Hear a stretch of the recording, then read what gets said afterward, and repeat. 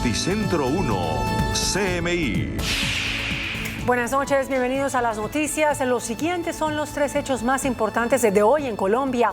El Comité Autónomo de la Regla Fiscal sostiene que las condiciones de la economía colombiana en 2024 obligarán a un recorte del gasto. De acuerdo con el organismo independiente, se tendrán menores ingresos y un aumento en los niveles de la deuda. Del gobierno dependerá un manejo adecuado del cumplimiento con las metas fiscales del país y que se pueda financiar los programas sociales. Ampliación de esta noticia en nuestra emisión nacional a las 9 de la noche. La plenaria de la Cámara de Representantes aprobó la reforma a la salud impulsada por el gobierno del presidente Gustavo Petro. Este martes, el legislativo aprobó los artículos relacionados con las facultades extraordinarias para el presidente Gustavo Petro frente al sistema de salud para las comunidades indígenas y el apartado que contempla el periodo de transición del sistema. La Cámara hundió el artículo sobre la capitalización de la nueva EPS. La discusión ahora pasa al Senado. Ampliación de esta noticia en nuestra emisión a las 9 de la noche. Luego de que los estudiantes colombianos se rajaran en las pruebas PISA de la OCDE, el presidente Gustavo Petro aseguró que el sistema educativo del país fracasó. A Colombia le fue mal en matemáticas, en lectura y ciencias, mucho peor que en 2018. Matemáticas fue la peor asignatura. El 71% de los estudiantes no superaron el nivel 2 de los 6 que tiene la medición. El mandatario aseguró que las anteriores reformas no lograron mejorar la calidad en la educación y tras elogiar los logros alcanzados durante su alcaldía en esta área, anunció que replicará el modelo a nivel nacional. Ampliación de esta noticia en nuestra emisión nacional a las 9 de la noche. Las siguientes son las noticias más importantes del mundo hoy. Israel cierra el círculo sobre el sur de Gaza. Sus tropas ahora lanzan ofensiva casa por casa. ONU afirma que ya no caben más desplazados en el campo de refugiados en Gaza. Ordenan libertad inmediata del expresidente Alberto Fujimori en Perú. Oxford Economics advierte que las reformas del gobierno Petro aumentan el riesgo para la estabilidad económica de Colombia.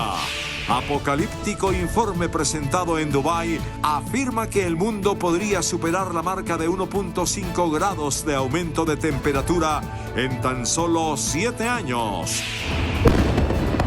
Explota casa en Estados Unidos en pleno operativo de allanamiento de la policía. El ejército israelí anunció el inicio de la tercera fase terrestre en el sur de Gaza contra Hamás y pide a la población evacuar o resguardarse.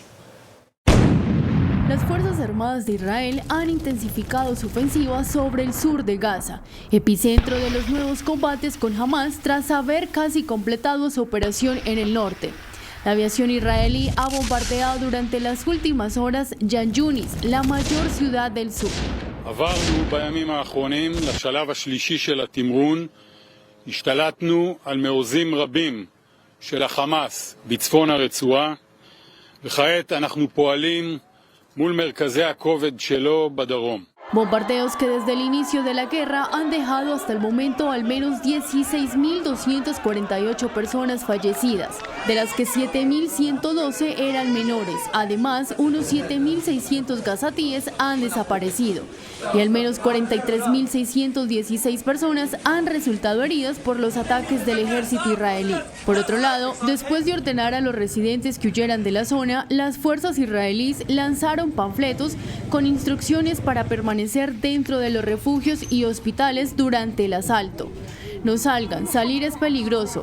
Están advertidos, decían los panfletos, dirigidos a los residentes de 6 distritos que representan alrededor de una cuarta parte de Khan Yunis. La Organización de las Naciones Unidas advierte que la zona sur de Gaza no puede recibir más desplazados ante la solicitud del ejército israelí. La Organización de las Naciones Unidas advierte que la zona meridional de la franja no puede acoger a las 600.000 nuevas personas que Israel pide evacuar por su invasión, puesto que la mayoría de desplazados son de la zona norte. Por su parte, la Organización Mundial de la Salud se pronunció ante el éxodo de los palestinos. situation is getting worse by the hour. I mean, like there's intensified bombing going on all around, including here in the southern areas, Khan Yunis, and even in Rafah. Even what I've seen over the last couple of days, that we see an vastly increasing number of IDPs coming from the so-called middle area and even now the southern areas towards furthermore to the south. En un informe diario sobre el conflicto, las Naciones Unidas subrayan que en las últimas 24 horas se han intensificado los bombardeos y los combates por parte de las fuerzas israelíes, causando al menos 400 muertos y 750 heridos, según las cifras del Ministerio de Sanidad de Gaza. Además, añadió que es preocupante la vulnerabilidad del sistema de salud en el enclave, densamente poblado a medida que más personas se desplazan hacia el sur para escapar de los bombardeos, y que la única manera de hacer que Gaza sea segura es imponer un alto al fuego. El Tribunal Constitucional de Perú ordenó la liberación del expresidente Alberto Fujimori a pesar de la sentencia de la Corte Interamericana de Derechos Humanos y el incumplimiento de su condena por crímenes contra la humanidad. En un fallo inapelable, los magistrados restituyeron el indulto que le habían otorgado a Fujimori en 2017 por razones humanitarias y que luego fue revocado por la Corte Suprema en 2019. Fujimori cumple desde el 2019 una condena por los crímenes contra la humanidad en el penal Barbadillo por la muerte de 25 personas en 2 matanzas perpetradas en 1991 y 1992 por un escuadrón del ejército. También se le condenó por su participación en los secuestros del periodista Gustavo Gorriti y el empresario Samuel Yey, ambos en 1992. En 2017, en mitad de la crisis política, acabó costándole la presidencia. Pedro Pablo Kuczynski concedió un indulto humanitario a Fujimori por motivos de salud, pero la Corte Internacional de Derechos Humanos se pronunció en junio de 2018 en contra del indulto. La Corte Suprema de Perú lo declaró entonces nulo y Fujimori tuvo que regresar a la cárcel de la que había salido temporalmente. Oxford Economics reveló que las reformas en Colombia aumentan el riesgo económico en el país. La compañía británica de evaluación económica y de análisis de proyecciones, Oxford Economics, calificó a Colombia con un 5 sobre 10 en materia de panorama económico para el año 2024, dejándolo en la posición 68 de 164 países con economías emergentes. Este análisis forma parte del estudio Entorno Macroeconómico de Crowe Colombia, que examina los desafíos estructurales que enfrenta el país en el año 2024 y destaca la insuficiencia del crecimiento actual para cerrar la brecha de ingresos con naciones de economías más robustas. Según la organización, también se destaca la insistencia en grandes reformas como la de la industria petrolera, que han jugado en contra de la estabilidad y actualmente afectan seriamente la posición del país frente al riesgo económico. Nueva advertencia mundial. Científicos aseguran que el planeta podría alcanzar el umbral de calentamiento global de 1.5 grados Celsius en menos de 7 años. El estudio del Global Carbon Project, presentado este martes en la Conferencia de Naciones Unidas sobre el Clima, COP28, en Dubái, advierte que las emisiones de CO2 procedentes del carbón, gas o petróleo alcanzarán un nuevo récord en 2023. La contaminación por combustibles fósiles aumentó un 1,1% el año pasado, según la investigación de este consorcio internacional de científicos. El estudio también hace hincapié en que China e India se han convertido respectivamente en los primeros emisores mundiales de gases de efecto invernadero. Los científicos creen que existe un 50% de riesgo de que el calentamiento supere de aquí a 2030, es decir, en menos de 7 años, el umbral de 1,5 grados Celsius respecto a la era preindustrial establecido como límite en el Acuerdo de París. En caso de sobrepasar este valor, se podrían desencadenar puntos de inflexión peligrosos e irreversibles. En Tucson, Arizona, se duplican las detenciones de migrantes, alcanzando más de 10.000 personas detenidas en menos de una semana. La Oficina de Aduanas y Protección Fronteriza del sector de Tucson, Arizona, Estados Unidos, registró entre 2.000 y 2.500 encuentros diarios con migrantes recientemente, una cifra que representa el doble de las detenciones de hace apenas unos meses. Al menos el 60% de las personas que cruzan por el sector son de México y de países africanos. Para procesar a los migrantes, las autoridades los han trasladado a otros sectores de la frontera como Yuma, el centro y el Valle del Río Grande, donde pueden ser procesados rápidamente y expulsados del país si no tienen base legal para permanecer en Estados Unidos. Este reporte se da luego de que las autoridades cerraran el puerto de entrada de Lukeville, Arizona.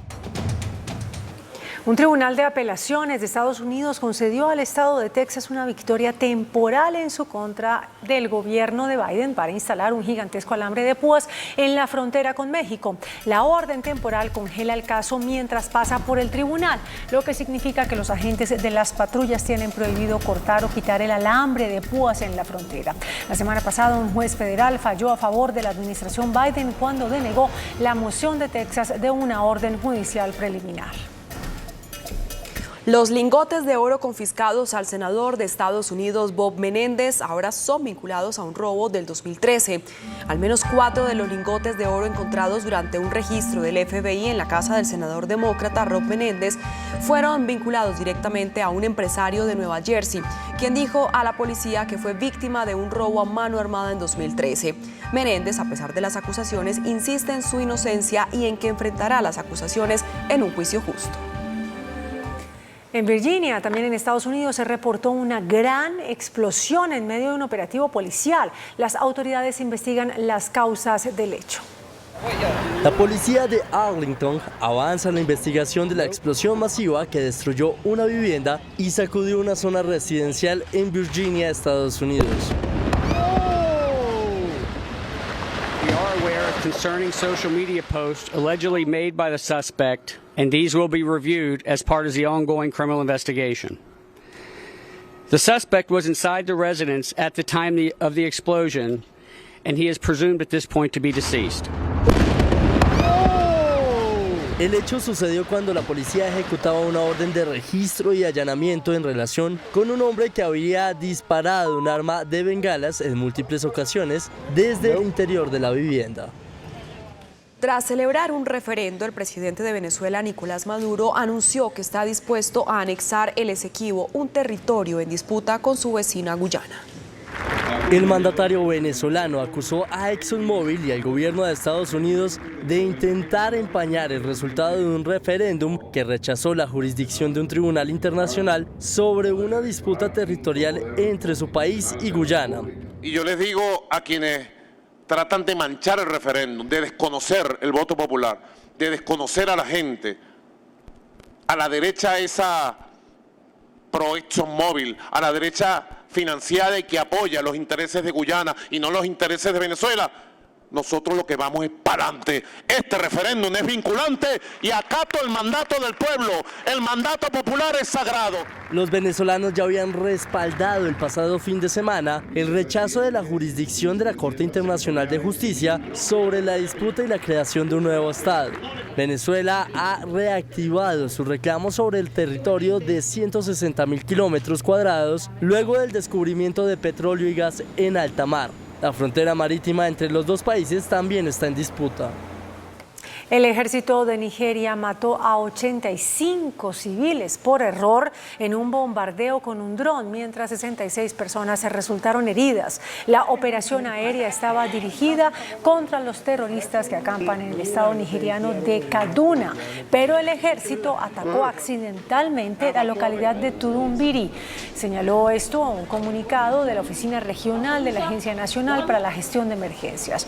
Las víctimas estaban celebrando una fiesta musulmana en la localidad.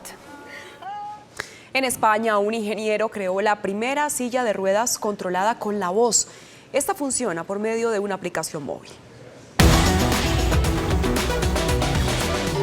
Se trata de Hermes, un dispositivo que podría integrarse casi en cualquier silla de ruedas. Tan solo es necesario conectarlo al teléfono móvil mediante una aplicación y reconoce la voz. El prototipo está diseñado para una persona con discapacidad que no pueda manejar el joystick en una silla de ruedas convencional, por lo que únicamente dándole indicaciones por medio de la voz, la silla de ruedas puede avanzar, girar o retroceder. Además, aunque por el momento se ha enfocado únicamente por el control de voz, se va a trabajar hasta llegar a conseguir hacerlo con otro tipo de controles como los controles visuales, ya que según el creador, cada persona tiene sus necesidades específicas.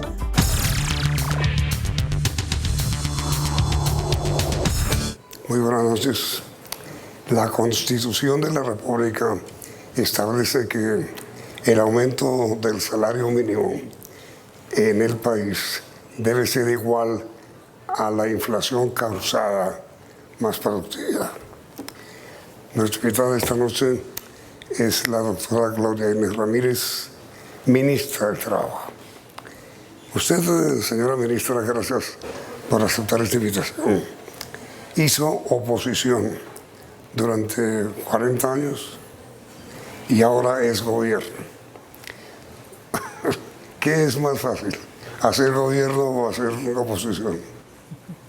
Muy buenas noches, Yamil. Muchas gracias por la invitación.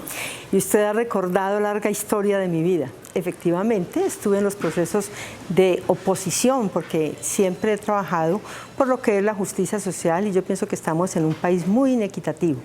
Y desde luego que es la primera vez que tengo la experiencia de ser gobierno. Pero este es un gobierno que yo ayudé a construir, un gobierno de izquierda, un gobierno con un programa y un mandato que viene también, digamos, desde los trabajadores, trabajadoras del movimiento social, del movimiento popular, o sea que yo comparto plenamente. ¿Y qué es más difícil? Yo pienso que los dos escenarios son muy importantes. Uno, porque una oposición lo suficientemente con convicciones y con principios y sobre todo con argumentos, el país la necesita. Y de igual manera, hoy estar en el Estado como primera experiencia, también es muy importante saber qué es lo que se requiere para hacer las políticas públicas y sobre todo cómo hacer que estas políticas públicas de verdad les sean favorables a la mayoría de los colombianos y colombianas. Eso es un reto, un gran desafío para mí. Pero entonces, ministra, lo cual quiere decir que todos los gobiernos anteriores, o la mayoría, han sido de derecha. Bueno, pues han sido gobiernos que han trabajado sobre la base de las políticas neoliberales y gobiernos de derecha donde compartiendo a veces análisis, las salidas que se le dan al país no son salidas que nosotros compartiéramos y yo particularmente. Hoy estamos buscando unas posibilidades distintas, tenemos análisis, tenemos contextos, pero nosotros vemos alternativas distintas. ¿Y usted cómo está corrigiendo, digamos, o representando, para ser más exacto en la expresión, a los trabajadores del gobierno? Bueno, nosotros cuando ya entramos a hacer gobierno, pues reinventamos al país y por eso tenemos que hacer un esfuerzo muy grande por conocer lo que la gente está pensando y cuáles son las necesidades de la gente como tal. Entonces, en el caso concreto de esta cartera que yo lidero, que tiene dos misiones en concreto, una primera parte de la misión del Ministerio del Trabajo son las políticas públicas, unas políticas públicas que se vean reflejadas en la cotidianidad de la mayoría de la gente como tal.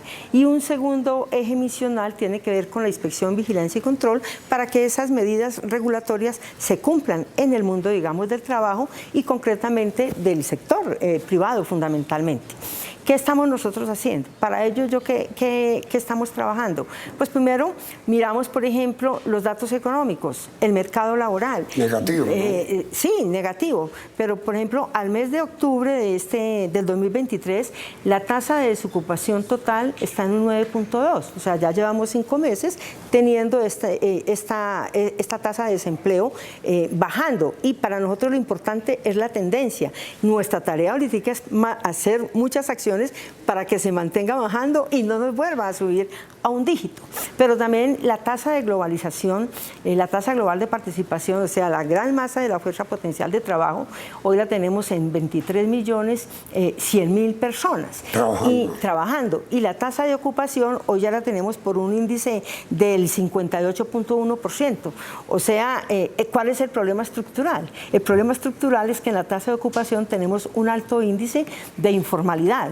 Y esta informalidad, si bien es cierto, estaba en el 57.5 y ya vamos en el 55.7, ha venido bajando, pues todavía es muy preocupante, porque eso no significa que la mayor masa de trabajadores y trabajadoras colombianas no tiene ni la seguridad social, ni tiene, digamos, ingresos dignos. Y quiero darte una cifra más. En Colombia, por ejemplo, los beneficiarios para las medidas del salario mínimo, nosotros tenemos 13 millones de colombianos y colombianas que están por debajo de o hasta un salario mínimo. ¿Cuántas? De esos 13 millones en total. Menos del salario mínimo. Menos del salario mínimo, 10 millones y medio. Y un salario mínimo, 2 millones y medio. O sea que tenemos estas medidas, tenemos que trabajarlas muy bien porque tenemos en juego la esperanza de muchos y muchas colombianas y colombianas que de verdad no están en sus mejores condiciones. Por eso estas medidas hay que trabajarlas con mucha, yo diría, no prudencia, sino sopesando muy bien a quién beneficia y qué significa en esta medida mejorar condiciones de vida, que es lo que nos dice el decreto de la mesa de concertación. Pero señora ministra, mire, para mejorar las condiciones de vida de la mayoría del pueblo colombiano, se requiere aumentar sus ingresos. Sí.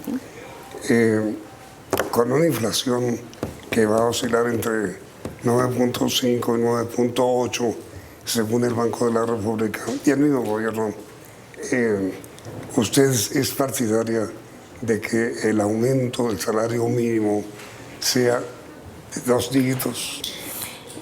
A ver, Yamir, usted lo ha señalado muy bien. Para el acuerdo del salario mínimo, acuérdese, la mesa de concertación manda es a que nos pongamos de acuerdo en cuánto debe ser la cifra del salario mínimo con 2 elementos. La inflación causada, como usted lo dijo muy bien, que solo la conoceremos el próximo viernes 7 de diciembre a las 6 de la tarde y que la dará el DANE, más la productividad. Que es negativa, que ya tuvimos los datos en la mesa de productividad, claramente, y las tuvimos ayer en nuestra mesa de concertación.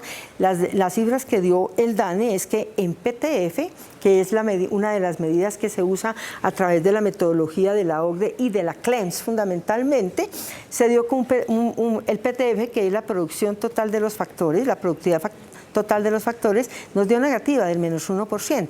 Pero nos dio también, esta vez el DANE pudo tecnificarse mucho más. Y entonces nos da también la cifra de productividad laboral. Y la cifra de productividad laboral se subdivide en 2 sectores. Uno que es la productividad por hora trabajada. Y esa productividad por hora trabajada dio positiva del 0.76. Y por persona empleada, esa dio negativa del menos 0.7. Y además de estas cifras, entonces nosotros tenemos que esperar la inflación. ¿En qué está el debate? El debate está en que en la mesa de concertación en el día de ayer pues hay 3 posiciones, que es lo normal de un debate. Está la del empresariado, que nos plantea que se mantenga la del PTF, que es negativa, que es menos 1. Está la de los trabajadores, las centrales obreras, que desconocen la de la PTF y dicen que debe trabajarse la productividad laboral, que es el aporte que hay allí. Y estamos nosotros que pensamos que no podemos negarnos la posibilidad de que haya un salario de 2 dígitos sobre la base de ¿qué? De que el consumo es muy importante para reactivar la cadena económica, y para que haya consumo la gente tiene que tener mayor ingreso. Entonces, ese ingreso que tenga la gente por concepto del salario mínimo, usted tiene 2 posibilidades de gastarlo, o en ahorro o en consumo.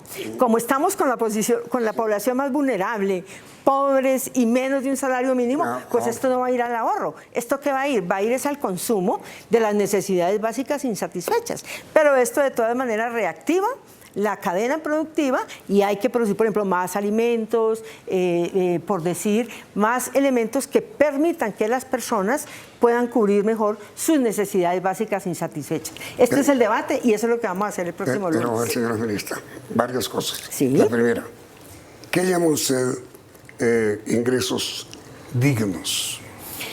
El ingreso digno es aquel ingreso que le permite a la persona cubrir las necesidades básicas insatisfechas. Eso es un ingreso digno.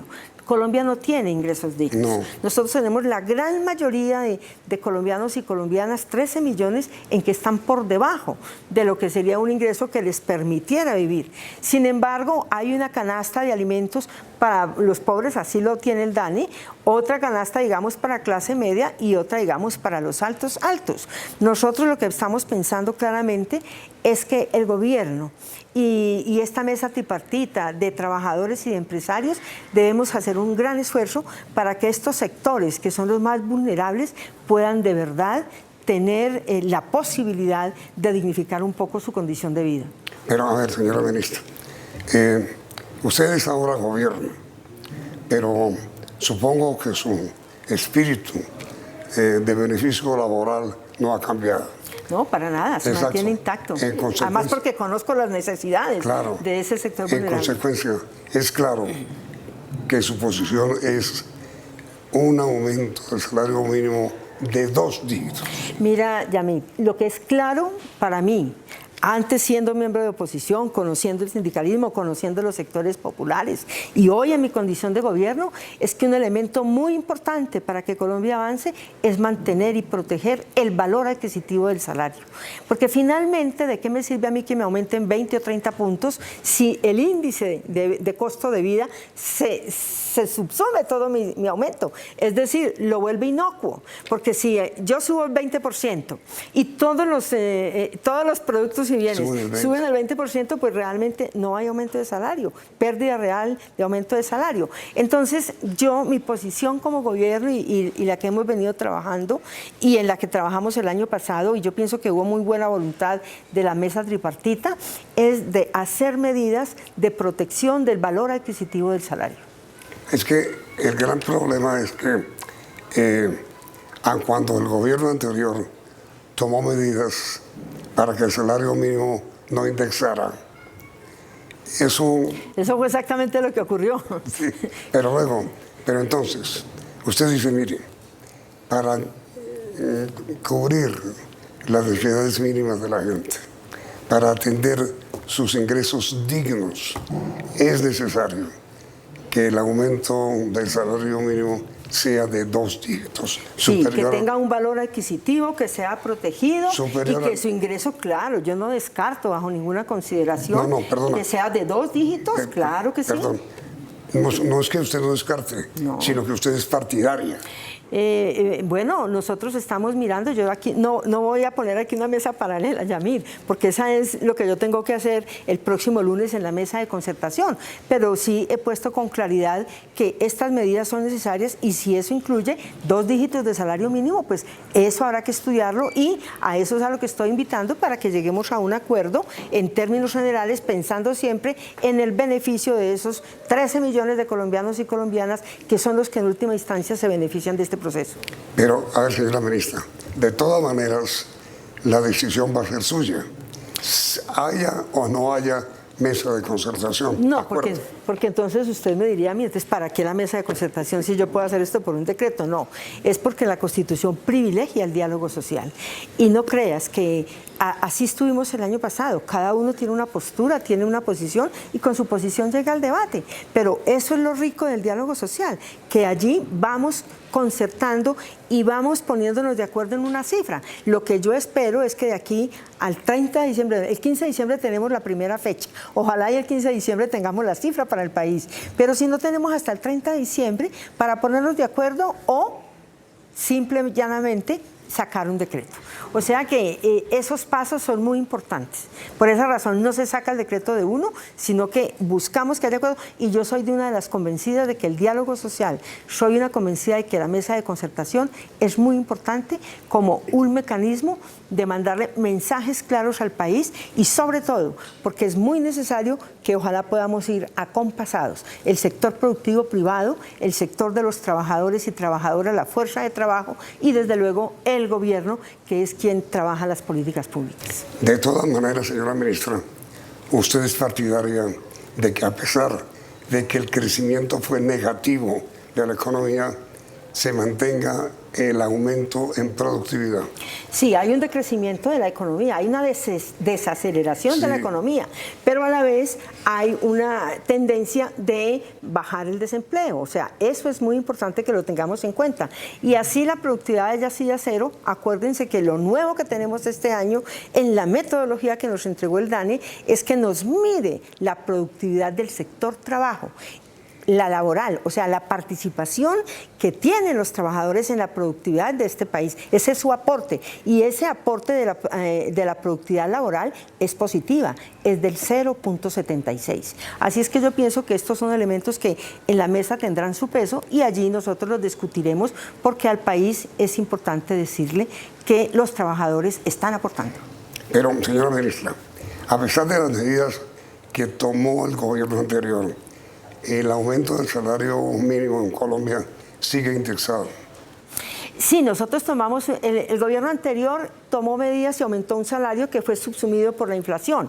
Nosotros el año pasado aumentamos el salario tomando la canasta de los más pobres de este país, haciendo un punto de productividad, pero además nosotros tomamos medidas de desindexación. Nosotros desindexamos hasta 120 entre productos y bienes, y eso de verdad pues que ha jugado un papel muy importante. Eso se mantiene. Y para este año a la mesa ese es uno de los puntos que trabajaremos. Pero se va a mantener. Claro, se mantiene, porque además de esto hay ahora un nuevo artículo en el Plan Nacional de Desarrollo, el 133, que ya, acuérdate que nosotros desindexamos desatando del salario mínimo las AVTs. Ahora ya no es desatar AVTs, sino que tenemos un nuevo paso, una transición, que es a lo que se llama la unidad de valor básica.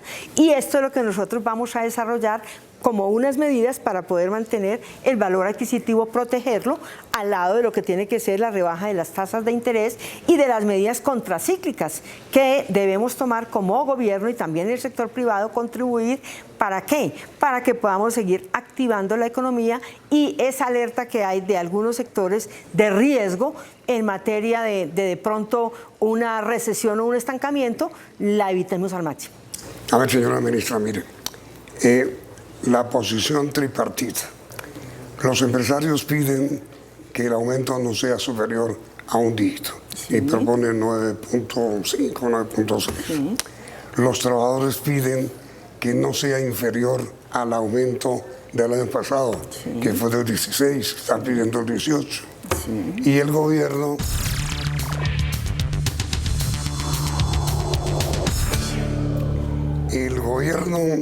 es de izquierda. Uno de los espíritus de un gobierno de izquierda es trabajar en favor de los trabajadores. En favor de los trabajadores está un aumento digno del trabajo, del valor mínimo que debe reajustarse. Como usted tiene esas condiciones, como líder sindical que todavía la conserva, ¿cuánto debería ser el aumento del salario mínimo? ¿10%, 11%, 12%? A ver, Yamil, yo pienso que usted ha tocado dos elementos muy importantes. Uno primero, somos un gobierno y un gobierno de izquierda. Sí. Y este gobierno y gobierno de izquierda, lo que significa es que nosotros estamos trabajando para que haya justicia social, estamos trabajando claramente para que no haya estigmatización y estamos trabajando para el bienestar de las mayorías colombianas.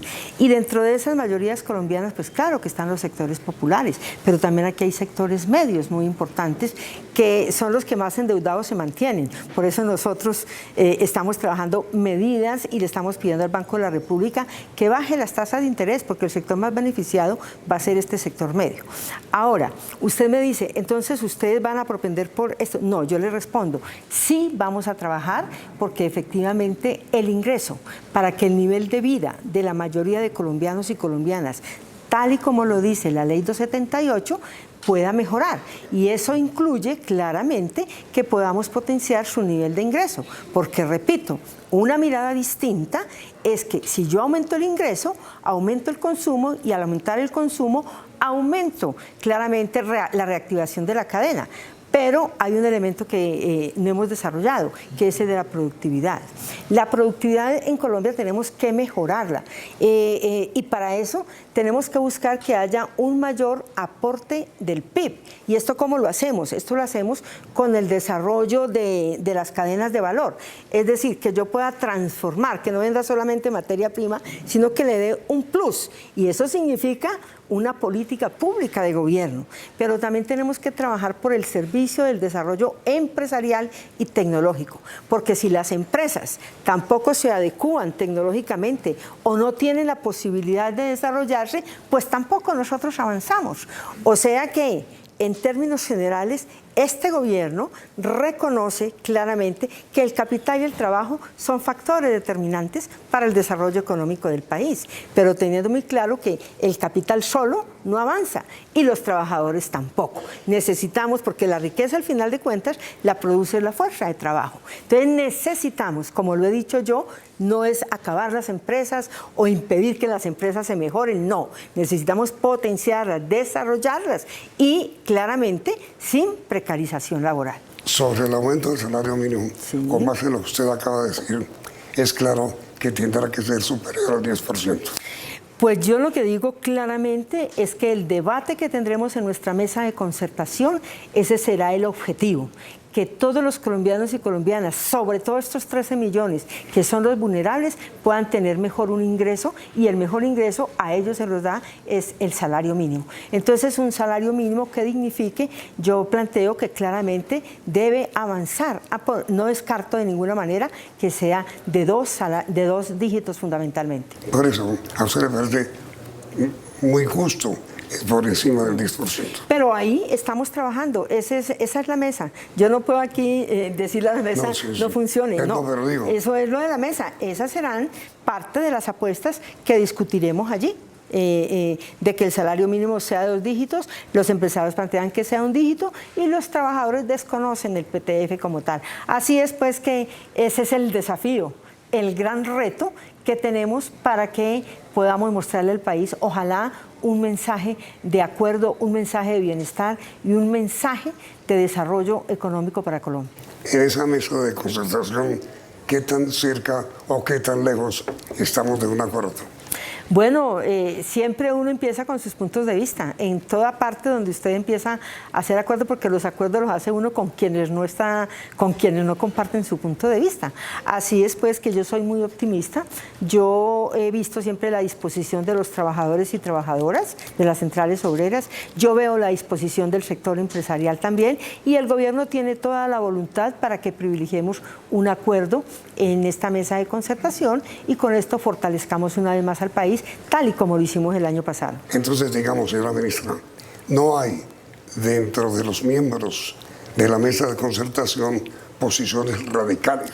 No, yo pienso que hoy tenemos posiciones que van a ser debatidas y estoy seguro que entre todos haremos esfuerzos para acercarnos lo más que podamos para hacer una fórmula tripartita para el país. Pero usted dice que los trabajadores están dispuestos a bajar un poco su pretensión. Los trabajadores reclaman que ellos hay una deuda con ellos en términos de valor adquisitivo, pero eso es un reclamo que siempre todos los años está en la mesa y uno es consciente de ello. Pero aquí se trata es de que nos sentamos para construir juntos una cifra, no para polarizarnos. Ese es el espíritu de esta mesa, es ese. Si no hay acuerdos, pues ya habrá un decreto, pero el espíritu central y el gobierno va a privilegiar siempre la posibilidad de que haya un consenso o una decisión unificada para el país. Si no hay acuerdo en la mesa, señora ministra, ¿le toca a usted fijarlo? Pues los procedimientos están fijos y eso lo haría el gobierno. Y el gobierno no soy solamente yo, en el gobierno somos muchos. Pero indudablemente el procedimiento es privilegiamos los acuerdos y si no hay acuerdo, el gobierno sacará un decreto. El gobierno, en este caso, es usted. No, yo lo represento, sí, pero no soy solo el gobierno. Que, mejor dicho, no se trata de que el pueblo trabajador, digamos, desee que lo fije el gobierno. No, porque aquí en la mesa estamos las tres partes. Y yo creo que tanto los empresarios como las centrales tienen que decir, porque la mesa es garantista. aquí todos se expresan, aquí sopesamos, por eso nos apoyamos en construcciones también técnicas, como es la construcción de las cifras que ha dado el DANI. Miramos también los contextos nacionales. Por ejemplo, este año, a pesar de que hay una desaceleración y que la productividad decreció, las cifras nos muestran que todos los sectores de rama de actividad han crecido, a excepción de dos, que es el de la minería y el sector financiero. El resto todos hubo crecimiento de empleo. Entonces, eso para nosotros también es un indicativo de que las políticas las podemos mejorar. Y esto todo cuenta a la hora de discutir la cifra. Ahora, señora ministra, sé que usted tiene un gran proyecto para poner en vigencia el entrante sobre inteligencia artificial, sobre cómo buscar empleo, cómo encontrar empleo y cómo ofrecer empleo. Sí. Pero perdón, el tiempo por hoy se nos agotó. Mañana tratemos sobre ese tema. ¿Le parece? Muy bien, muchas gracias, David. Sí, este es un tema que nos emociona. Señora ministra, muchas gracias por haber aceptado y por el programa que vamos a grabar enseguida para transmitir mañana. Como siempre, David, muchas gracias y un placer. A usted, ministra, muy amable. Y a ustedes, televidentes, los esperamos mañana para conocer cuál es la inteligencia artificial que pondrá en práctica el año entrante el Ministerio del Trabajo. Mil gracias por la sintonía y esperamos que continúen aquí en Noticentro 1, CM. Noticentro 1, CMI. Aprobada esta noche en la Cámara la reforma a la salud. Desaparecen las EPS y se convertirán en gestoras de salud y vida. Facultades extras al presidente para modificar sistemas de salud en comunidades indígenas. Habla el ministro de Salud y explica alcance de la reforma. Directores de hospitales piden en el Senado pago de deudas atrasadas. Recorte al gasto público pide Comité Autónomo de Regla Fiscal. El sistema educativo fracasó, dice el presidente Petro. Avanza reforma a la educación en el Congreso. Aceleran trámites para medicamentos. Presidente Petro reconoce aumento de inseguridad. Alerta por heladas a fines de mes. Iniciamos nuestra segunda hora de noticias. Esta noche quedó aprobada en la plenaria de la Cámara de Representantes el proyecto de reforma a la salud. La iniciativa plantea la desaparición de las EPS y las convierte en gestoras de salud y vida. César Melo, buenas noches. Detalles de lo aprobado. Hola Margarita, televidentes, muy buenas noches. Pues este martes la plenaria de la Cámara de Representantes estudió los últimos 5 artículos relacionados con la reforma a la salud, aprobando 2 que tienen que ver con las facultades extraordinarias para el presidente Gustavo Petro para hacer modificaciones en el sistema de salud en cuanto al tema indígena y también sobre las consultas previas para hacer estas modificaciones. Asimismo, también fue aprobado el periodo de transición del sistema actual al que propone la reforma, que será de 2 años. Sin embargo, la plenaria de la Cámara de Representantes negó 2 de estos artículos. El primero relacionado con la capitalización de la nueva EPS y el segundo relacionado con el polémico artículo 42, el cual planteaba cambios y modificaciones en la elección de los gerentes de hospitales por parte de alcaldes y gobernadores. Minutos de tensión que se volvieron en celebración se vivieron en la plenaria de la Cámara de Representantes, cuando el gobierno buscaba los últimos votos para la aprobación de 2 artículos que le dan facultades extraordinarias al presidente Gustavo Petro para modificar el sistema de salud en comunidades indígenas, negras y raizales con consulta previa. La premura se dio porque el gobierno necesitaba al menos 95 votos de mayoría calificada y obtuvieron 99. El ministro del Interior le dio tranquilidad al Congreso sobre la viabilidad jurídica de estos 2 artículos. La propia Corte, en sentencia de unificación y en sentencia de tutela, dice que la consulta previa puede ser concomitante o posterior. Parte del Partido Verde y la oposición cuestionaron este artículo y las facultades extraordinarias que se le otorgaron al presidente de la República. La ley es absolutamente clara y ustedes y nosotros no nos podemos saltar la Constitución Política, el artículo 150, que nos prohíbe entregar facultades extraordinarias para modificar códigos. Que no se va a poder hacer. Siento que si esto terminara siendo ley de la República, que espero no suceda, esto se termina cayendo en la Corte Constitucional. En el debate, el Congreso también eliminó el artículo 128 relacionado con la capitalización de la nueva EPS, al considerar que ya se puede hacer con un artículo del Plan de Desarrollo. Asimismo, se aprobó el artículo relacionado con el periodo de transición, que será de 2 años para el sistema de salud. Y ha sido aprobado el título y la pregunta. Así las cosas, luego de varios meses de discusión y tras estudiar más de 140 artículos, la plenaria de la Cámara aprobó la reforma a la salud y pasará su trámite al Senado de la República.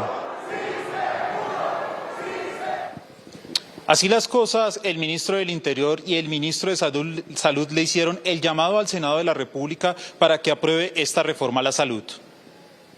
El Senado es un espacio de reflexión, de debate que respetamos. Hay personas con una gran experiencia, pero también sentimos que allá hay colombianos que quieren que las cosas en salud mejoren. No es destruir lo que está funcionando bien, insisto en ello. Hemos logrado consensuar muchos de los puntos que son importantes para que podamos seguir trabajando sobre lo construido, pero también entonces actuar para poder solucionar los graves problemas que existen en muchas partes del país, sobre todo los sectores campesinos, rurales y los sectores marginados de las grandes ciudades del país. Esta es toda la información desde el Congreso de la República, informó César Melo. Luisa, usted tiene más detalles. César, muchas gracias. En un debate en el Senado de la República, los gerentes de las EPS le pidieron al Gobierno Nacional más recursos por afiliado y ponerse al día en el pago de los servicios que han prestado a pacientes de alto costo. Mientras tanto, hospitales y clínicas les reclamaron a las EPS el pago de la cartera vencida. El tema de la reforma a la salud llegó a la Comisión Séptima del Senado de la República. Allí, varios congresistas le dijeron al ministro Guillermo Alfonso Jaramillo que el precio va a ser diferente al de la Cámara de Representantes, porque ellos no van a permitir que el gobierno los coopte para votar esa reforma. No sé, ministro, cómo haya sido en Cámara y que hayan terminado dando palabras suyas. Pero pedimos independencia justamente es para que recoja todo eso, ministro, porque aquí vamos a votar es por convicción. Allí aprovecharon los presidentes de diferentes EPS para decir que el presupuesto que tienen por la unidad por capitación no es suficiente para atender a los millones de colombianos que tienen afiliados. Pero nosotros esperaríamos que la UPC tuviese un incremento de indexación de precios, un IPC que pueda ser transferible a la red de prestadores, más un 7% que se encargue de cubrir ese descalce que traemos entre el ingreso y el costo. Amazonas, Guainía, Baupés, Chocó, Norte de Santander, Guajira, Bichada, Casanare, Putumayo, tienen una prima adicional a la UPC. En lo que no está en el aseguramiento, que es los presupuestos máximos, hoy hay una insuficiencia de cada 100 pesos que recibimos de 44 pesos. O sea, tenemos 350.000 millones en 4 años de insuficiencia por estos máximos. Invito, Juan Carlos, clínicas y hospitales y a hospitales públicos a que nos sentemos y así seremos cifras. Estamos dispuestos en Salud Total a mirar qué cartera tenemos. Con eso les quiero decir, bienvenidos todos los operativos para que nos reunamos y sinceremos las cuentas. Pero nosotros hemos atendido a los pacientes y queremos que esa es la prueba reina que sustenta esta cartera. Y así vamos a ver cómo el sistema de salud puede colapsar a 31 de diciembre, porque a los hospitales privados y públicos no les llegarán los recursos suficientes que se necesitan para tener medianamente un cierre financiero de este último trimestre. En el debate, que se extendió hasta las 3 de la tarde, no pudo hablar el ministro de Salud. Lo hará mañana a partir de las 8 a.m. El director del Comité Autónomo de la Regla Fiscal, Andrés Velasco, afirmó que las condiciones económicas obligarán a un recorte del gasto en 2024.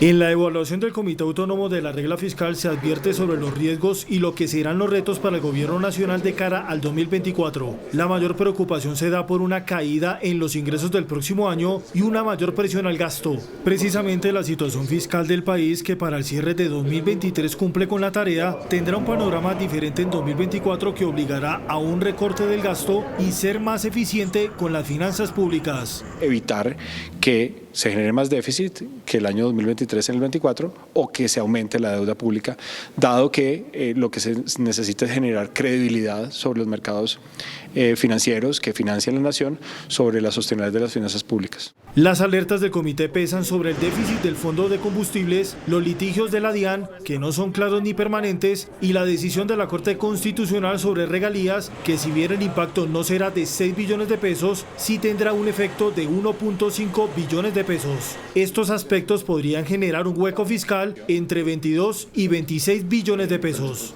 Necesarios de ajuste para cumplir con la regla fiscal en el año 2024, eso es 1.4% del PIB. Otra de las preocupaciones es el nivel de la deuda, que para el próximo año subirá entre 2 y 4 puntos, de 55% del PIB en 2023 a 59% en 2024. La nación está pagando 1 de cada 4 pesos de ingresos tributarios en intereses solamente. Entonces la capacidad de maniobra va a depender un poco del apetito que los mercados tengan por la deuda colombiana y de cómo se pueda gestionar canjes que eviten que finalmente se tengan que pagar más intereses por esta deuda. Se esperan acciones desde el gobierno que garantice el cumplimiento de la regla fiscal. El director de Fedesarrollo, Luis Fernando Mejía, explicó en qué consiste la regla fiscal que debe cumplir el Ejecutivo. Tendrá el gasto sin intereses. Tras la advertencia del Comité Independiente, Fedesarrollo explicó que la regla fiscal obliga al gobierno a no gastar más allá de su capacidad de pago. Con ello se busca un equilibrio entre los ingresos y los egresos para mantener la deuda en niveles aceptables. Obliga al gobierno nacional a ir reduciendo paulatinamente el monto de su deuda pública para llegar a un nivel cercano al 55% del Producto Interno Bruto, es decir, del tamaño de la economía.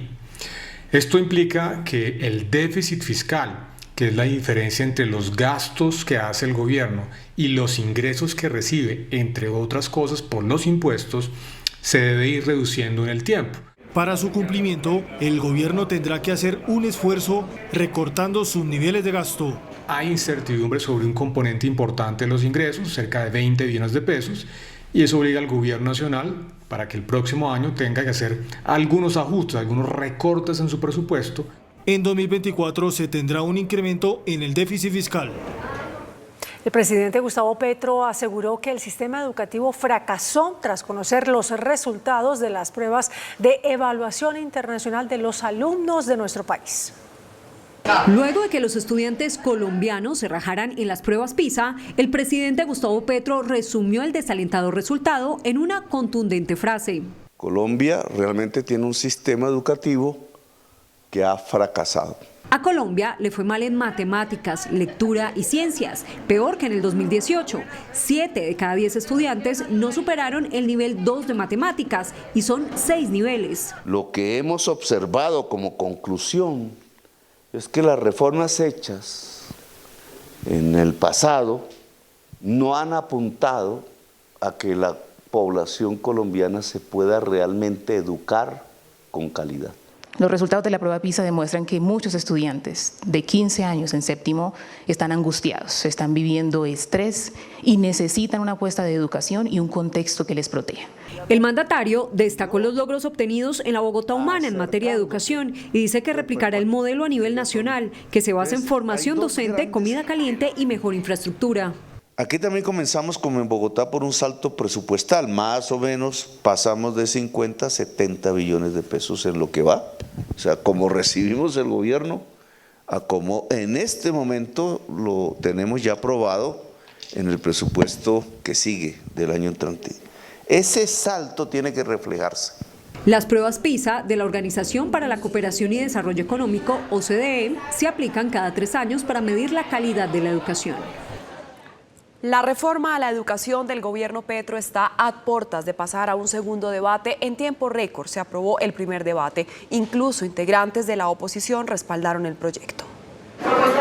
Solo faltan 6 artículos para que la reforma de la educación pase a segundo debate en el legislativo. Este es un proyecto de ley que demuestra que se puede construir un acuerdo nacional en tiempo récord para garantizar que la educación de calidad y pertinencia sea el legado para las generaciones del presente y del futuro. Estamos debatiendo los artículos que tienen que ver con los fines, con los principios, con la naturaleza de la educación, el derecho a la educación superior como un derecho fundamental, el derecho fundamental fundamental la educación para las víctimas, para el campesinado y el financiamiento del sector. Algunos congresistas de oposición apoyan este proyecto, que solo ha necesitado 3 sesiones para estar casi listo en primer debate. Es un proyecto que tiene la participación tanto de los partidos de gobierno como de los partidos de oposición. ¿Qué buscamos? Que el producto final responda a las realidades y necesidades del pueblo colombiano. Con esta iniciativa, además de reglamentar la educación como derecho fundamental en todos los niveles, se da paso a procesos de gratuidad en la educación superior. El proyecto para reformar la Ley 30 se presentará el otro año. Se agrava la crisis de los hospitales públicos en el país ante la falta de recursos para poder operar. Los gerentes de estas entidades piden más ingresos. La cartera sigue aumentando y la situación es peor. Así lo define Olga Lucía Zuluaga Rodríguez, directora ejecutiva de la Asociación Colombiana de Empresas Sociales del Estado y Hospitales Públicos ACESI, ante los más de 9 billones de pesos que las EPS le deben a los hospitales públicos del país. En este momento la deuda de solo EPS asciende a 9 billones de pesos y la mayor preocupación es que obviamente dentro de esa deuda hay 4 billones, casi un 50%, un 40%, que es de EPS en liquidación o en procesos de liquidación, o sea, son deudas de muy difícil cobro. Dice que ahora no solo es la situación financiera de los hospitales, sino las consecuencias que ya está generando en atención a los usuarios, ya que no reciben un servicio de calidad. Las dificultades las vienen sobre todo soportando proveedores y ya en algunas instituciones incluso el talento humano por falta de pago. Agregó que la expectativa está en la reforma a la salud y en el cambio del financiamiento de los hospitales. La declaración la entregó Olga Lucía Zuluaga durante una reunión con la Asociación de Instituciones de Salud de Risaralda. En Medellín, los trabajadores del Hospital General salieron a marchar ante la falta de recursos para poder prestar un buen servicio. Decenas de empleados del Hospital General de Medellín rompieron el esquema de seguridad con vallas que impedía el acceso a las afueras de la alcaldía, ingresaron y le pidieron a la actual administración una solución urgente a la crisis financiera que hoy atraviesa la institución médica. Se le deben salarios, especialmente a aquellos especialistas, se les deben más de 2 meses de salario, y a nosotros, los empleados de planta, ya se empiezan a colgar en tiempo con los pagos. El Hospital General tiene cerca de 2.000 empleados, de ellos 1.300 son de planta. Denunciaron que además del incumplimiento de los salarios, hace 2 meses hay otra crisis financiera. Y a 30 de septiembre el Hospital General de Medellín ha perdido más de 70.000 millones de pesos. Y esta administración no le da la cara a los trabajadores, no dice la verdad. Julián Patiño, médico del hospital, reveló que hay escasez de insumos básicos. Por ponerles un ejemplo que creo que es hasta un poco vergonzoso con un hospital de este nivel, es que tuvimos escasez de papel higiénico en los servicios. Habla ya de una crisis que es muy grande. Según el Hospital General, la deuda de las EPS asciende a los 263.000 millones de pesos. A través de una resolución, el Ministerio de Salud ordenó depurar y acelerar algunas autorizaciones para el flujo de medicamentos que provienen de plantas medicinales. Ante el desabastecimiento de medicamentos que hay en el país, el Ministerio de Salud publicó una resolución que establece la depuración y aceleración de trámites para que aumente el flujo de medicamentos provenientes de plantas medicinales. En desarrollo del principio de favorabilidad, se precisa eliminar los trámites que constituyen una barrera innecesaria al interior del INVIMA y que puedan incidir de manera negativa en el abastecimiento de medicamentos o influyan en cualquier servicio o tecnología necesaria para la protección al derecho fundamental de la salud. Según el INVIMA, en Colombia hay desabastecimiento de más de 30 medicamentos. Esa entidad le dará trámite a cerca de 9.000 solicitudes de registro de fármacos como parte del plan de urgencia para enfrentar la escasez.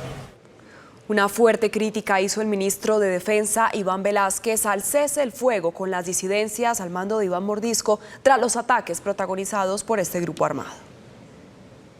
En esas condiciones el cese no tiene ninguna finalidad. Es decir, ¿para qué un cese sin diálogo? Porque aquí el asunto no es pues que el ejército esté reclamando una suspensión de acciones en su contra. Por el contrario, el ejército está, las fuerzas militares, con toda la disposición, con toda la voluntad de cumpliendo los mandatos constitucionales, actuar como le corresponde en los espacios y de acuerdo con la normativa. Expresó el ministro que las disidencias de las FARC no están interesadas en un cese multilateral entre el ELN, Clan del Golfo y este grupo armado. Si el interés es ese por las comunidades, entonces ¿por qué no avanzan en el camino del cese multilateral? Aquí hay una razón. Y es que todo el propósito de esta organización, de estas organizaciones, es el de las finanzas criminales. En medio de la inauguración de Expo Defensa, la 9ª edición, el ministro de Defensa Iván Velázquez hizo una fuerte crítica al Estado Mayor Central Disidencias FARC de Iván Mordisco, luego de un mes sin restablecer la mesa de diálogos de paz. Expo Defensa se lleva a cabo en Corferias hasta el 7 de diciembre, con la participación de todas las Fuerzas Armadas y de 200 expositores de 24 países. La delegación de paz del ELN advirtió hoy desde México que no se pueden agregar temas a la agenda ya convenida con el gobierno y pidió avanzar en lo que ya se ha definido.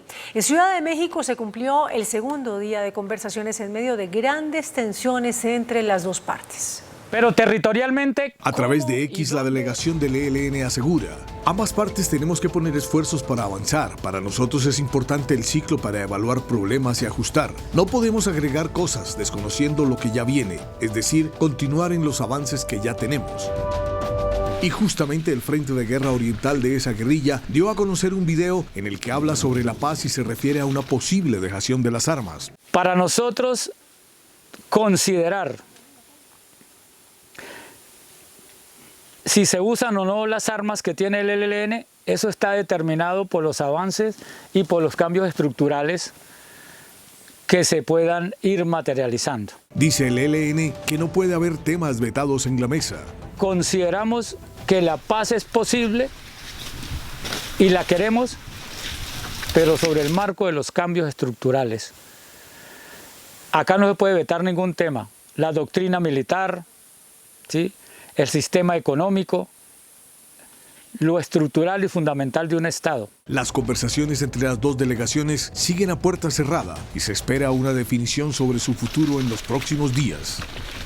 Un fiscal delegado archivó una indagación que cursaba en contra de la vicefiscal general Marta Mancera, quien había sido denunciada por presuntos actos de corrupción. La fiscalía informó que no se encontraron testimonios ni pruebas que vincularan a Mancera con un posible favorecimiento a funcionarios de la Fiscalía de Cali vinculados a presuntos actos de corrupción. Un presunto narcotraficante que había señalado a la vicefiscal se retractó de la versión que entregó inicialmente. La Justicia Especial para la Paz defendió el sometimiento que hizo Salvatore Mancuso ante esa jurisdicción. Desde Valledupar, la Jurisdicción Especial para la Paz desarrolló su rendición de cuentas 2023. El presidente de la JEP, Roberto Carlos Vidal, aprovechó para indicar que Salvatore Mancuso fue aceptado en la jurisdicción toda vez que investigan vínculos entre paramilitares y la fuerza pública. Se ha dicho que nosotros dijimos que él fue miembro del ejército. No fue miembro del ejército. Él lo que hizo fue actuar en connivencia y con vínculos con miembros de la fuerza pública.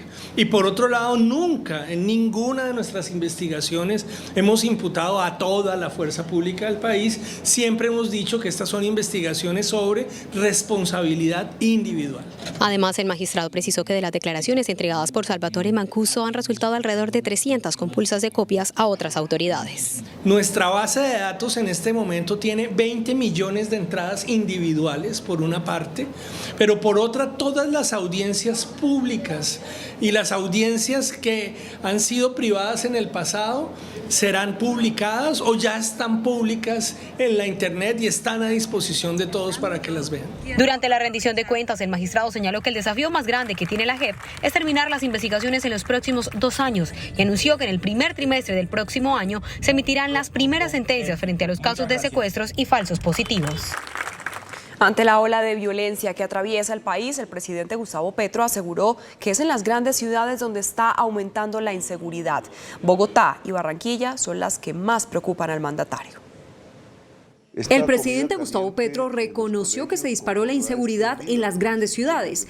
Y Bogotá, lamentablemente, aquí es el efecto inverso. Igualmente se mira en Barranquilla, en algunas ciudades grandes costeñas, y una expansión de la extorsión que de acuerdo a la inteligencia policial tiene como eje en un 70% las mismas cárceles. Según el jefe de Estado, las regiones más afectadas por el conflicto muestran una mejoría en materia de seguridad. La violencia en Colombia está disminuyendo en las áreas del conflicto armado. Las declaraciones del presidente contrastan con las 90 masacres registradas en el país. 5 integrantes de la Armada Nacional y un funcionario de Migración Colombia fueron capturados como presuntos integrantes de una red de tráfico de migrantes. Toda la ruta la Fiscalía, la Armada y Migración Colombia anunciaron 24 capturas en lo que consideran el operativo más grande contra una red de tráfico ilegal de migrantes en lo que va del año. La red contaba con la complicidad de funcionarios. Están 5 tripulantes activos de la Armada de Colombia, un oficial y 4 suboficiales que se habían prestado para ser parte de esta red y estaban obviamente quebrantando nuestro código de ética. Son señalados de omitir los controles de navegación marítima y de alertar a la red criminal sobre la ubicación de buques de Armada Nacional para facilitar el tránsito de las embarcaciones con los migrantes. Cayó un funcionario de Migración Colombia, hacía parte del puesto de control migratorio de Capurganá. La red ofrecía trámites de visas con documentos falsos y rutas de tráfico de migrantes por el tapón del Darién por menos de $200 y otra ruta por San Andrés en la que cobraban entre $1.500 y $5.000. No para la polémica por la licitación de pasaportes. Este martes, el director jurídico de la Cancillería se refirió a la reunión en París, denunciada por Marta Lucía Zamora, con Jorge Leiva, hijo del canciller Álvaro Leiva, y empresarios. Juan Carlos Lozada, director jurídico de la Cancillería, señalado por Marta Lucía Zamora de haberse reunido con Jorge Leiva, hijo del canciller, rompió el silencio y a través de este comunicado confirmó que hubo encuentro en París, pero no se tocó el tema de la licitación de pasaportes con Tomás Gregg. Terminadas las reuniones institucionales, durante algunos días me encontré con Jorge Leiva Valenzuela. En ningún momento de mi viaje tuve conversación relativa al proceso licitatorio para la elaboración de pasaportes, ni con Jorge Leiva, ni mucho menos con cualquier tercero. Explicó que como director de Asuntos Jurídicos de la Cancillería, votó en contra de la conciliación con Tomás Gregg y dijo haber sido testigo del polémico encuentro entre el canciller y la directora para la Defensa del Estado. Como testigo presencial del encuentro entre la doctora Zamora y el señor canciller, declaro que jamás hubo gritos ni malos tratos hacia ella. Finalmente respaldó la intención del presidente Petro de que la Fiscalía investigue lo relacionado con la licitación de pasaportes. Se mostró dispuesto a colaborar. Entre tanto, en la Comisión Segunda del Senado, 2 parlamentarios del Pacto Histórico acusaron al canciller Álvaro Leiva por supuesto maltrato y salieron en defensa de la abogada Marta Lucía Zamora, a quien el presidente Petro le pidió la renuncia. 2 de las más caracterizadas senadoras del Pacto Histórico, Jael Quiroga y Gloria Flores, salieron en defensa de la exdirectora de la Agencia de Defensa Jurídica del Estado, Marta Lucía Zamora, y criticaron al canciller Álvaro Leiva. Quiero también sentar mi voz de protesta con el tratamiento del canciller con la doctora Marta Lucía Zamora. Marta Lucía Zamora es una jurista muy importante, proba. Es una mujer con unas calidades profesionales y humanas totalmente probadas a lo largo de su historia. Y aquí hay patriarcado, y aquí se le grita a las mujeres, y eso no podemos permitirlo más. Las legisladoras que respaldan al presidente Gustavo Petro dijeron que el canciller debe ser citado a un debate de control político por el maltrato a las mujeres y para que aclare el tema de los pasaportes.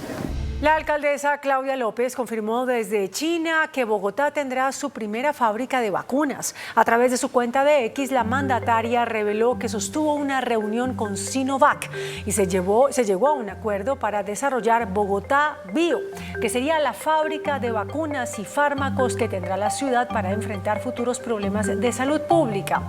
La firma oficial se hará el 18 de diciembre.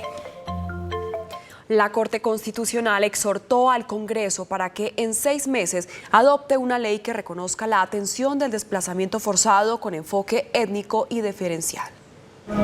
La Corte falló una tutela que presentaron 26 familias de la comunidad indígena Inga, que resultó desplazada tras la avalancha ocurrida en Mocoa en marzo de 2017. Autoridades reubicaron a algunas familias en albergues con la promesa de ubicarlos en un proyecto de vivienda definitivo, pero los afectados pidieron ser asentados definitivamente en un territorio propio y adecuado para sus usos y costumbres.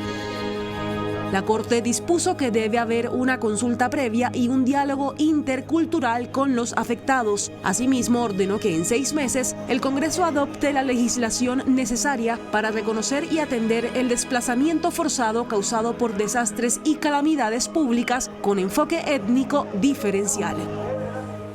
En Bogotá, la comunidad embera que ocupaba el Parque Tercer Milenio está retornando en este momento a su lugar de origen. La comunidad había llegado a la ciudad el pasado lunes y pasó la noche en la terminal del Salitre. En las últimas horas lograron llegar a un acuerdo con el Ministerio del Interior y la Unidad de Víctimas para retornar al departamento del Chocó. El Instituto Colombiano Agropecuario alertó sobre el impacto que tendrían las heladas sobre los cultivos de alimentos como la papa, el plátano y el arroz. La entidad advierte que las temperaturas serán más extremas por la presencia del fenómeno del Niño y pueden afectar la producción.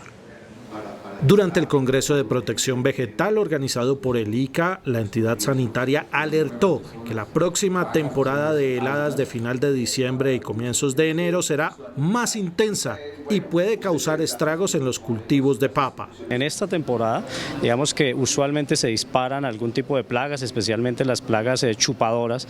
Eso hace que el cultivo vaya a tener mayor incidencia, necesite más control y por supuesto eso sumado al estrés hídrico hace que se disminuyan los procesos de fotosíntesis, haya menos producción, incluso llegando hasta la muerte de las plantas. La producción de papa en Colombia se concentra en Boyacá, Cundinamarca, Nariño, Antioquia, Cauca, Santander, norte de Santander, Tolima y Valle del Cauca, para un total de 141.465 hectáreas cultivadas. Pero otros cultivos también están en riesgo frente a las heladas. Cultivos como plátano, arroz, papa, consideramos que van a ser los más afectados por esta combinación de fenómenos. El ICA recomendó a los cultivadores alistar sus sistemas de riego frente a heladas y sequías.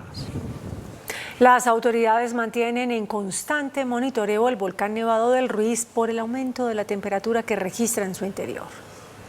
Un sobrecalentamiento en el cráter presenta en las últimas horas el volcán Nevado del Ruiz debido a la inestabilidad del aparato volcánico que sigue mostrando actividad permanente. A medida que se acerca a superficie, ¿cierto? Puede ser en porciones pequeñas, aumenta la temperatura del fondo del cráter, asimismo la actividad. Durante estas horas superó el máximo valor detectado de este tipo de los últimos 16 años. Nosotros hablamos de megawatts, ¿cierto? Entonces en megawatts estamos hablando de valores de 37.5 megawatts y anteriormente estaba en 34 o 35 megawatts, que ha sido los máximos previos. Aunque estos síntomas son parecidos a los de la alerta naranja presentada al inicio del año, hay otros valores como los movimientos vulcanotectónicos que son más bajos, por lo que la alerta permanece en amarilla. El padre de una menor de 4 años que perdió la vida en medio de combates entre el ejército y el grupo de las disidencias clamó por justicia tras 5 meses de la muerte de la menor y de no tener respuesta sobre el crimen de su hija. Este es el video del día 27 de julio de 2023, cuando en medio de los combates en la vereda Villa Esperanza del centro poblado de San Miguel, zona rural de La Plata, Huila, perdió la vida la menor Ailín Salomé Usa Mosquera. Son recuerdos que nunca olvidar. Hoy su padre reclama justicia. Por justicia, que haga justicia y que el que hizo eso pues que pague porque pues matar a una niña que no tenía nada que ver, no le hacía daño a nadie y venir así de un día para otro y arrebatárselo una de las manos así no es justo. El padre de la menor recuerda con dolor los angustiosos momentos en que su hija perdió la vida. Un día que uno nunca va a olvidar, o sea que queda marcado para toda la vida, ¿sí? Pasaron muchas cosas que pues lamentablemente pierde la vida mi hija y pues prácticamente eso no es un día que uno nunca va a olvidar, yo creo que lleva uno para toda la vida. En La Plata, Huila, la comunidad reclama justicia para la pequeña Ailín Salomé. El gobierno y las autoridades de transporte lanzaron el Plan Navidad con el despliegue de 40.000 policías en las vías para vigilar la masiva movilización de viajeros para los próximos fines de semana. Diciembre, el mes del año con mayor flujo vehicular por las vías de Colombia. Así lo confirman desde el Ministerio de Transporte en medio del lanzamiento del denominado Plan Navidad. Y un llamado también a los ciudadanos, a cada colombiano y colombiana que saldrán a movilizarse, estos 14 millones de pasajeros, de usuarios que tendremos en nuestras vías, a que planeen sus viajes, a que tengan prevención. El llamado a los conductores es para cumplir con las normas de tránsito, evitar muertes y lesiones en las carreteras. Esta es la campaña de la Agencia Nacional de Seguridad Vial. Hoy nos tenemos que cuidar por la vida. Lastimosamente, en el año pasado, en el mes de diciembre, más de 800 personas perdieron la vida en solo este mes. La idea es que nosotros podamos revertir esa cifra, podamos revertir esa tendencia, pero ¿qué tenemos que hacer para revertirla? Se trata de un trabajo articulado y un trabajo en equipo, pero el trabajo en equipo empieza por cada uno de ustedes desde sus hogares. Con unas cifras que nos preocupan inmensamente, 7 de cada 10 personas que pierden la vida en siniestros de tránsito son conductores de motocicletas, son personas jóvenes. Se incrementarán los operativos de la Policía de Tránsito y Transporte los viernes, sábados y domingos para sancionar a conductores en estado de embriaguez. La extorsión sigue creciendo en Bogotá. Según cifras de la policía, hay 4 localidades donde se concentra este delito. La extorsión es el delito que más preocupa a las autoridades. Con corte a este 5 de diciembre, estas son las denuncias presentadas en Bogotá. Bueno, este año llevamos denunciadas 1.129 hechos de extorsión. En comparación contra el año inmediatamente anterior tenemos un incremento del 1%. En algunas localidades se concentra la extorsión. Bueno, las localidades más afectadas en cuanto a temas de extorsión son Kennedy, Tunjuelito y Bosa. El secuestro es otro fenómeno. Bueno, en este momento se registran denunciados 12 secuestros en cifras oficiales. En comparación contra el año inmediatamente anterior tenemos una reducción de 4 casos. ¿Pero qué hacer si soy víctima de extorsión? Bueno, recordarle la línea de emergencia 165, así como las instalaciones del Gaula que están ubicadas en la estación de policía Puente Aranda. Con mayor presencia policial en las calles, las autoridades buscan mitigar estos 2 delitos. Y las placas de los vehículos son el objeto más hurtado en Bogotá. Así lo revelan informes de las autoridades y de la Asociación del Sector Automotriz y sus partes asopartes. De enero a octubre de este año se han hurtado 3.238 vehículos en Bogotá, un aumento del 6,2% respecto al año pasado. En el hurto a motocicletas se presenta una disminución del 2%. En los 10 primeros meses del año se robaron 4.111. A pesar de que también hay disminución, preocupa la cantidad de autopartes hurtadas en el país. Van más de 8.055 casos registrados. Pues no tiene un número tan alto y presenta una disminución, lo cual son buenas noticias porque realmente buscamos que las autoridades, la Policía Nacional y por supuesto las autoridades administrativas de la ciudad ataquen de frente con toda la convicción este delito del hurto de vehículos, de motocicletas y de autopartes en la ciudad. La placa de los vehículos es la autoparte que más se roban en Colombia. Pensamos que el tema de las placas obedece a que indudablemente en muchas partes del país se roban vehículos, hacen eso que llaman el gemeleo de los vehículos, los matriculan en otras ciudades. Después de la placa están los espejos laterales con un 27%, las llantas con un 11%, la unidad de control electrónico con un 5%, los motores con un 9% y otras autopartes un 14%. Más de 16.000 millones de pesos le ha costado a la empresa de acueducto de Bogotá el robo de las alcantarillas. Un niño de 5 años murió al caer en una alcantarilla que se encontraba sin tapa en el sur de Bogotá. Solicitamos al acueducto los planos de la red de alcantarillado para poder agilizar la búsqueda, teniendo en cuenta que estaba muy difícil el ingreso por toda la basura que había en el sector. Importante mencionar que en el sector residen personas que se dedican al reciclaje. Entonces no fue sencillo. Según el acueducto, el robo de las tapas de alcantarillas se volvió común en la ciudad. Han robado más de 17.000 tapas en los últimos 4 años. Aquí es importante que no era una tapa normal de alcantarilla, ¿no? Era una tapa del sistema de interceptor que tiene más o menos 7 metros de profundidad y que tiene 1.40 metros de diámetro la tapa. De las 17.225 tapas que se han robado en los últimos 3 años, 2.335 fueron en la localidad de Kennedy, 1.621 en Engativá, 1.524 en Bosa, 1.174 en Puente Aranda y 1.013 en Ciudad Bolívar. Servicio Noticentro 1 CMI. Atención habitantes de Bogotá porque aquí le explican cómo adquirir el permiso de pico y placa solidario. Inicialmente ingresas a la página www.movilidadbogotá.gov.co. En el banner de Pico y Placa Bogotá encuentras el botón de Pico y Placa Solidario, el cual te da acceso a la plataforma. Allí diligencias los datos personales y del vehículo y seleccionas el permiso que quieres comprar. Recuerda que tenemos permisos diarios, mensuales y semestrales. Luego realizas el pago, realizas el módulo de sensibilización y finalmente la compensación social. Ya con esto puedes finalizar tu trámite y disfrutar del permiso de Pico y Placa Solidario. Israel aumenta la ofensiva contra Hamás. El expresidente de Perú, Alberto Fujimori, recobró la libertad. Nueva advertencia mundial por calentamiento global. Las noticias del mundo en Noticentro 1 CMI. La defensa de Israel anuncia su tercera fase terrestre en el sur de Gaza contra Hamás y solicita a los habitantes de la franja evacuar o resguardarse en sus casas u hospitales.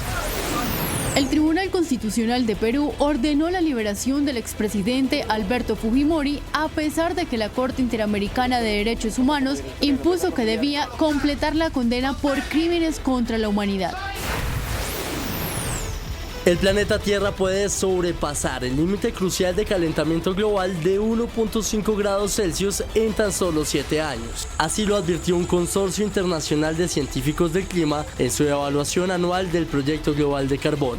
Los expertos instan a los países que participen en la cumbre COP28 a actuar ahora frente a la contaminación que genera el carbón, el petróleo y el gas. La ministra de Trabajo, Gloria Inés Ramírez, aseguró que en la mesa de concertación laboral se buscará desligar las alzas en 20 productos básicos del aumento del salario mínimo. Como controla las alzas que se vienen por el aumento del salario mínimo, la ministra de Trabajo, Gloria Inés Ramírez, aseguró que además de los 85 productos que se desvincularon de ese aumento para este año, se desligarán 20 elementos y servicios más para el próximo año. ¿Qué otros productos pueden entrar a la desindexación? Por ejemplo, más medicamentos pueden entrar a ser desindexados. Por ejemplo, más multas también pueden ser desindexadas.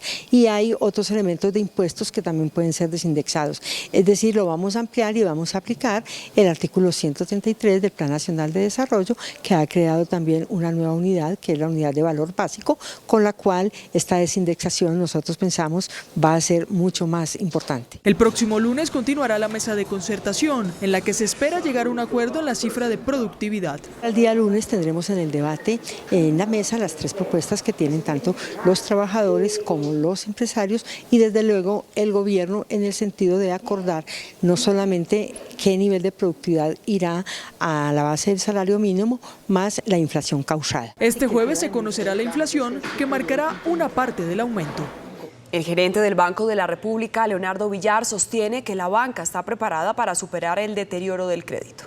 Impulsados por un aumento notable de la... Junto al subgerente monetario Andrés Murcia y al director de estabilidad financiera Carlos Andrés Quicazán, el gerente del Banco de la República, Leonardo Villar, entregó un diagnóstico del sistema financiero. La deuda de los hogares ha crecido y los niveles de cartera vencida subieron durante 2023. De 100 pesos de ingresos de un colombiano, 35 pesos se van en obligaciones financieras, las cuales no se están cumpliendo a tope. Sin embargo, se mantiene la solidez del sector financiero. Cuenta con niveles de capital y liquidez adecuados que no solo se encuentran por encima de los mínimos regulatorios, sino que incluso serían suficientes para enfrentar la materialización de riesgos extremos de baja probabilidad, tanto a nivel individual como consolidado.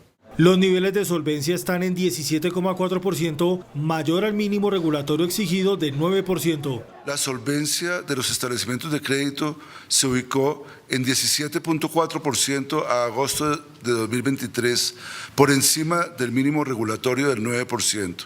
El Banco de la República mantendrá un monitoreo permanente sobre el sector. La Asociación Hotelera de Colombia, Cotelco, denunció que los frecuentes bloqueos de vías están perjudicando el sector y provocando cancelación de reservas.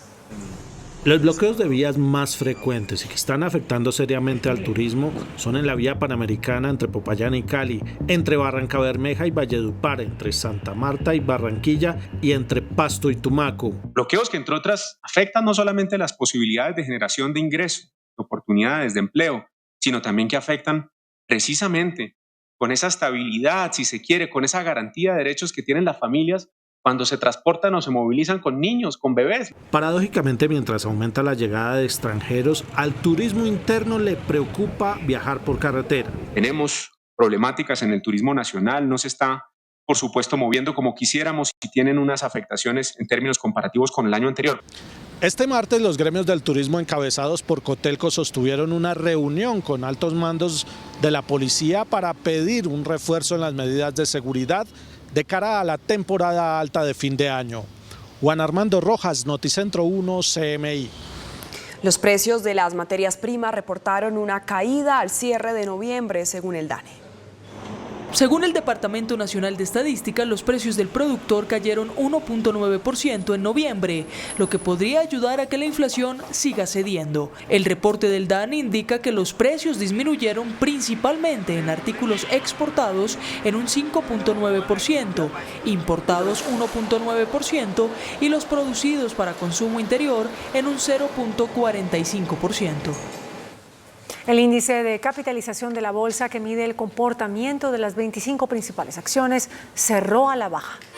El índice selectivo MSCI Colcap de la Bolsa de Valores de Colombia bajó 0,54% a 1.150 puntos. La acción del grupo Aval fue la que más subió, con una valorización de 9,17% a 500 pesos. La acción de Bancolombia fue la que más bajó, con una pérdida de 2,51% a 31.800 pesos. La acción más negociada de la jornada fue la de Ecopetrol, al movilizar más de 10.000 millones de pesos, con una variación negativa de 1,18% a 2.515 pesos. El dólar cerró al alza. Indicadores económicos en Noticentro 1 CMI. La tasa representativa del mercado que regirá para mañana miércoles será de 4.023 pesos con 21 centavos. Los profesionales del cambio compran la divisa en promedio en 3.950 pesos y la venden en 4.000 pesos. Un euro cuesta 4.350 pesos con 20 centavos. La libra de café en Nueva York se cotizó a $1 con 83 centavos. El azúcar se transó en 24,96 centavos de dólar la libra. El barril de petróleo WTI se cotizó en $72 con 40 centavos. La referencia Brent para Colombia se cotizó en $77 con 25 centavos. Una acción de Ecopetrol cuesta 2.515 pesos. Hasta aquí Noticentro 1 CMI.